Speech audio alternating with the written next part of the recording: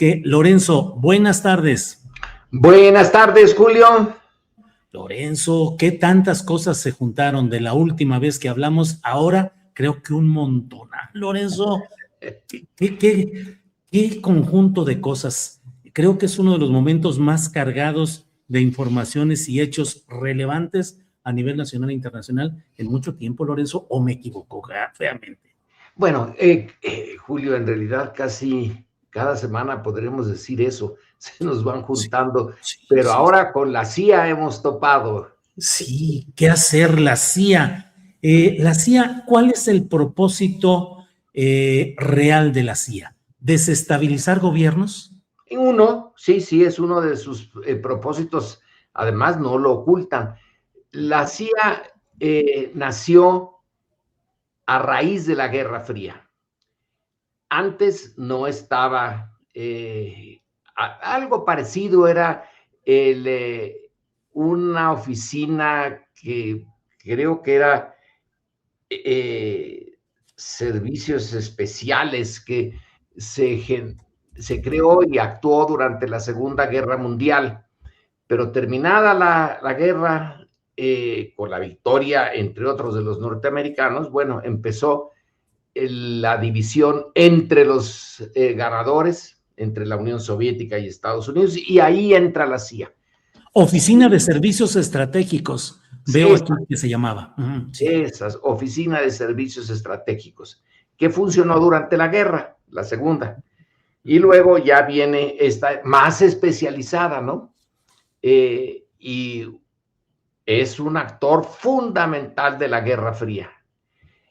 No nada más está dedicada a eso. Ya se supone que la Guerra Fría ya no existe, pero la relación entre las potencias, sobre todo entre Estados Unidos y Rusia, Estados Unidos y China, pues sí existe, y ahí está la CIA.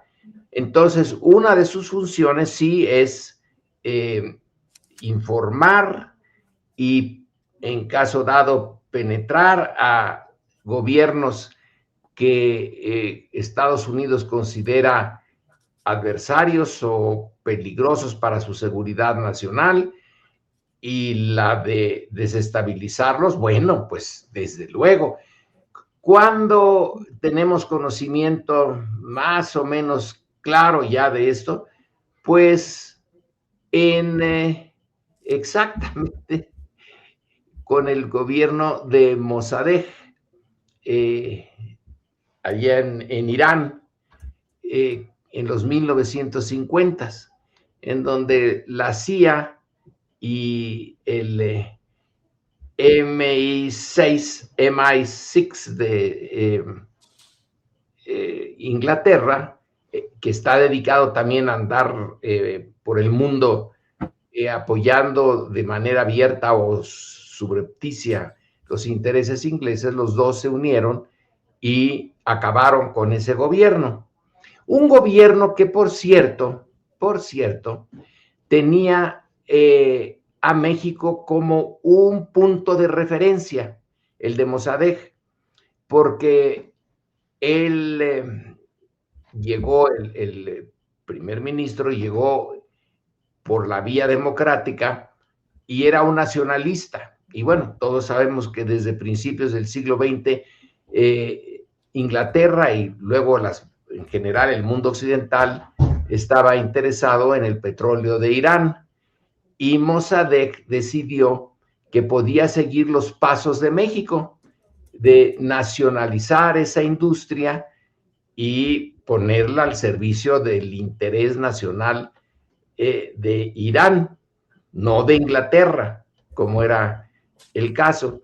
Y bueno, rápidamente le armaron un golpe, lo destituyeron, pusieron al Shah que ya lo conocemos, Shah de Irán, Reza Pahlavi, y ahí se empezó a gestar una actitud antiamericana en los sectores nacionalistas de Irán. Después dio por resultado la revolución iraní, los ayatolas y todo lo que conocemos. Pero también se supone que la CIA, bueno, no se supone, sino ya está en libros y basado en documentos de los propios Estados Unidos, su acción en Guatemala.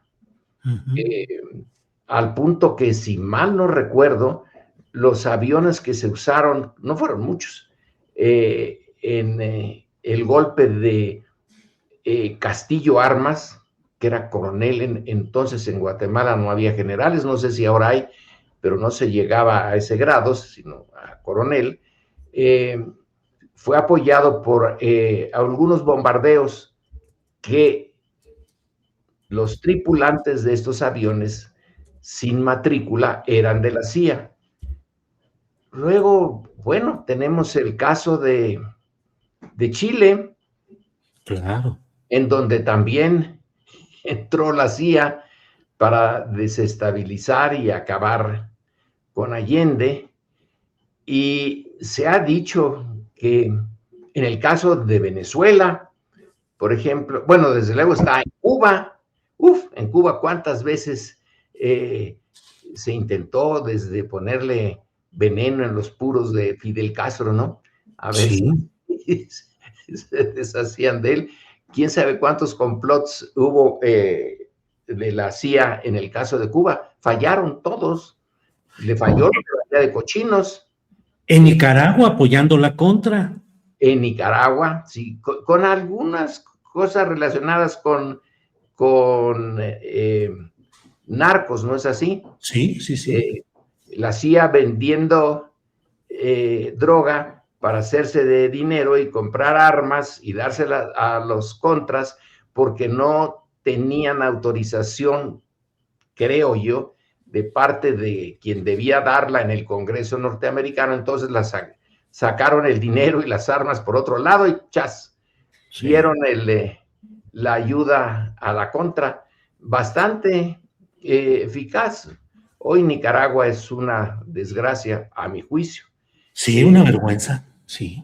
Una vergüenza. De la revolución nicaragüense se vino abajo en buena medida por la acción norteamericana, y esa acción norteamericana en buena medida es responsabilidad de la CIA, así como lo de Salvador Allende. Así que ahí está la CIA. Bueno, tiene mucho trabajo y ahora supongo que está operando de diferentes maneras en la confrontación con Rusia y con China, sobre todo, sí. Y en Irán. Claro. Ahora, en México, Lorenzo, ¿qué tantas evidencias, indicios, reportes ha habido respecto a actividades de la CIA? Siempre se ha dicho que algunos presidentes de la República fueron informantes de la CIA. Se habló mucho de que personajes como Miguel Nazar Haro, uno de los jefes principales de la criminalidad del Estado contra movimientos sociales y en la lucha contra la guerrilla de aquellos tiempos en México, era al mismo tiempo informante. ¿Qué tanto serán esos nexos y esas relaciones entre la política mexicana con la CIA, Lorenzo? Bueno, podemos irnos más atrás, Julio? Podemos irnos, por ejemplo, a la época de la Revolución Mexicana, cuando el presidente Wilson, antes de entrar a la Primera Guerra Mundial, sí tenía mucho interés en México, en lo que estaba pasando en México. Y es un interés muy complejo, no es el imperialismo clásico. Wilson era un profesor de ciencia política y tenía visiones muy de largo alcance, y le interesaba tener un gobierno estable en México, la estabilidad, y bueno, vaya que si lo consiguieron a la larga. Entonces, durante la revolución, tenía un servicio, pues no muy secreto, de informantes, de enviados especiales. Hay hasta un libro sobre los 4 o 5 personajes que el presidente Wilson envió y que colocó, por ejemplo, uno con Carranza, otro con Zapata, otro con Villa, y le mandaban información constante a Wilson sobre los procesos políticos y militares en México. Era pues un servicio de inteligencia un poco artesanal, pero en el vecino tenía interés y logró este grupo que le sirvió bastante. Ya después viene la profesionalización y entonces sí, ya la CIA entra en México, y ese libro de Philip Agee, ¿te acuerdas? Sí, Inside claro. the Company, Sí. en donde Agee es un joven que sale de la universidad, se mete a la CIA y lo mandan a América Latina. Habla bien el español, lo mandan no a México en primer lugar, pero luego va a venir a México. Y ahí nos dice que había hasta una clave especial para los presidentes. Era Litempo. Litempo, ¿no? Sí, Litempo. Litempo 1, Litempo 2, y que los Litempos eran López Mateos, Díaz Ordaz. Y Echeverría, hasta donde Sí. yo recuerdo. Sí. Eran los mencionados esos tres, sí. Como parte de una red mucho mayor, así que sí la hacían aquí, pero fíjate qué nivel alcanzó, ¿no? Sí. La coordinación y el servicio de información.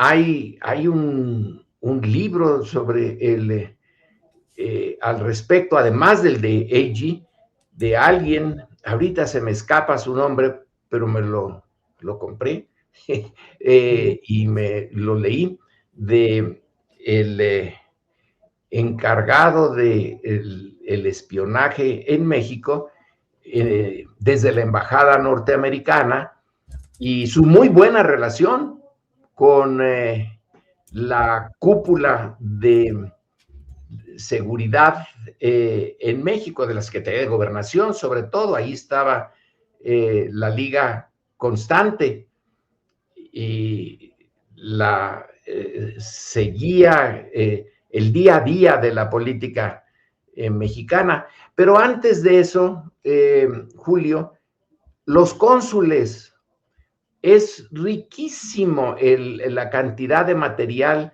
político sobre México que tienen los consulados desde el siglo XIX. Esto no quiere decir que ellos directamente se metieran a organizar acciones en favor o en contra, según lo necesitaran, en el escenario mexicano, pero no es hasta, pues, no sé, está la riqueza de los informes de los cónsules. A veces me parece que exageran, pero están metidos en todo, Sí. en quién es quién en el gobierno de cada estado, quién maneja la prensa, cómo están los jefes militares en cada región y zona militar, en fin. Pero ya con la CIA, entonces, además, supongo que siguen los cónsules enviando información cotidiana sobre 1000 aspectos de la vida política mexicana, pero la CIA sí ya es más especializada. Vaya Sí, que ser especializada. claro. Y Ahora, ahora Lorenzo, el hemos, accidente de Chihuahua. claro, hemos hablado, Lorenzo, de que ya no pareciera estar en el interés específico del expansionismo de Estados Unidos, ese expansionismo geográfico, es decir, hacerse de más territorio, que ahora son otros mecanismos. Por cierto, acaba de salir un comunicado, un manifiesto de uno de los grupos tecnológicos más importantes, Palantir, que hace un comunicado en el cual dice: la era de la disuasión atómica llegó a su fin.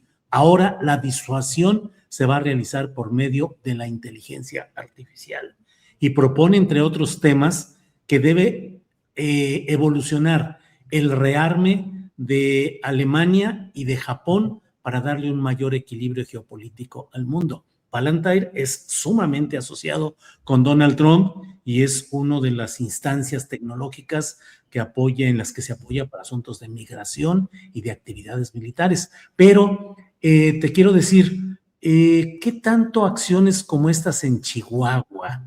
En algunas partes del norte del país se dice, aquí la gente quiere ser gringa, están de acuerdo en que haya, si les dicen quieren anexarse a Estados Unidos, dirían que sí una parte de esas sociedades. Baja California, estado en el cual Ensenada y demás lugares lleno de fideicomisos con propiedades de extranjeros, sobre todo norteamericanos. ¿Hay riesgo de una división territorial de México? ¿Hay condiciones con estas acciones de la CIA que puedan incentivar esa división social y geográfica de México, Lorenzo? Yo diría que con un rotundo no.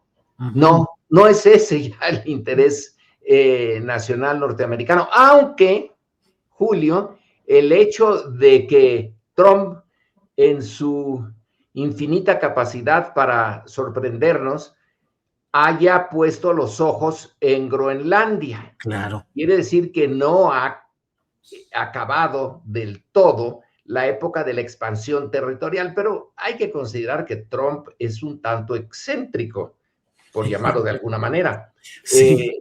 Y que no hay un movimiento dentro de Estados Unidos para tomar Groenlandia.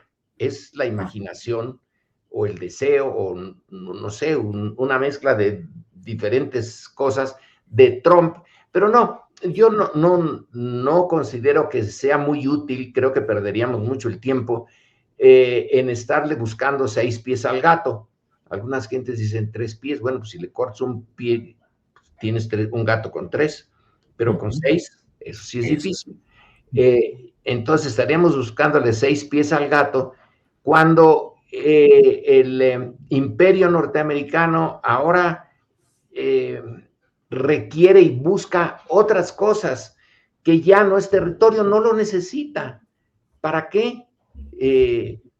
Tiene suficiente. Es el imponer sus prioridades a otros países, eso sí, y que su interés nacional de otros países se amolde al interés nacional norteamericano. En eso no hay duda y es la forma en que el imperio actúa en este siglo XXI. Ni Estados Unidos ni Rusia necesita más territorio. Rusia tiene para dar y regalar territorio, China tampoco.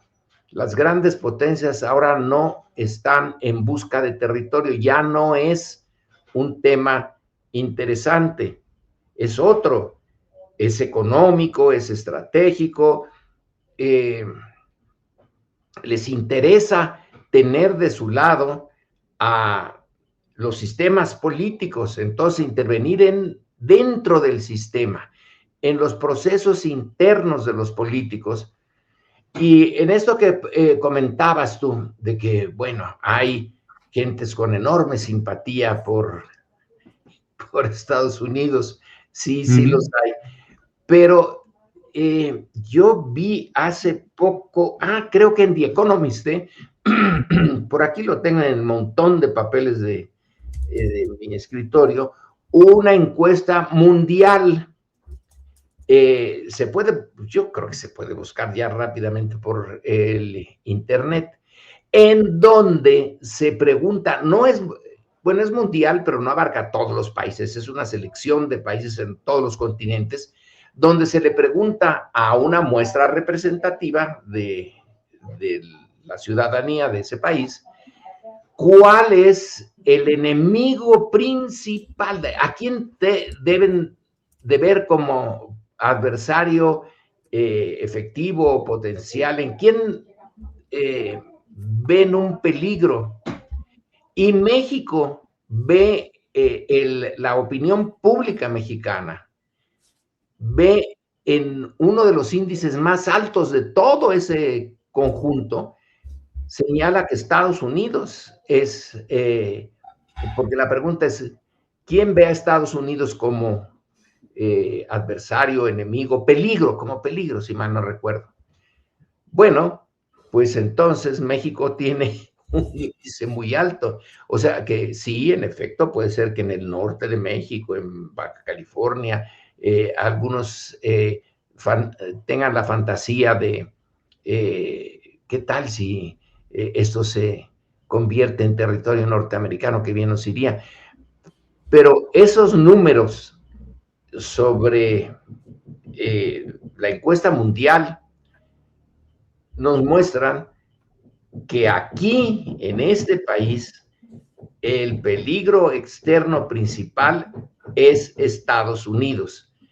No es el deseo de unirnos a Estados Unidos, aunque no dudo que haya quien lo tenga, pero lo relevante es que dentro de la visión política dominante de la mayoría de los ciudadanos, Estados Unidos es visto como un peligro, cosa que no ocurre en la mayoría de los, ya no sé cuántas docenas de países hicieron esta encuesta, pero es notable. Y el Economist subraya en su análisis de los resultados el hecho de que México tenga esa actitud. Así que yo no me preocuparía mucho porque Claro. haya mexicanos con deseo de ser norteamericanos. Bien, pues Lorenzo, vamos a ir viendo qué sucede de aquí a una semana, que se van juntando siempre los temas y los hechos notables. Por esta ocasión, como siempre, muchas gracias, Lorenzo, por ayudarnos a ir entendiendo algunas de las cosas relevantes en el plano nacional e internacional, Lorenzo. Así es que, como siempre, muchas gracias, Lorenzo. A reserva. Pero Julio, hay que seguir atentos y no soltar el tema de la CIA aquí. Sí. Porque en la medida en que la opinión pública mexicana se mantenga en este rechazo al intervencionismo norteamericano, yo creo que nos ayuda a mantener la autodeterminación, en la medida en que tenemos autodeterminación. Entonces, el incidente de Chihuahua, un accidente, nos revela algo muy importante, que la CIA, independientemente de lo que diga el gobierno, y esa es una de sus funciones, el no obedecer las fórmulas legales de otros gobiernos cuando se trata de intervenir, de sacar información, etcétera. Bueno, la CIA tiene su propia lógica, está en México y tenemos que estar insistiendo en que eso es inaceptable. Claro que va a seguir, pero por lo menos en la medida en que podamos detenerla. Bien, Lorenzo, buena puntualización que mucho apreciamos. Gracias y ya platicaremos pronto la semana próxima a ver qué cosas se van acumulando. Sigamos adelante, Lorenzo, gracias. Buenas tardes, Julio. Buenas tardes, hasta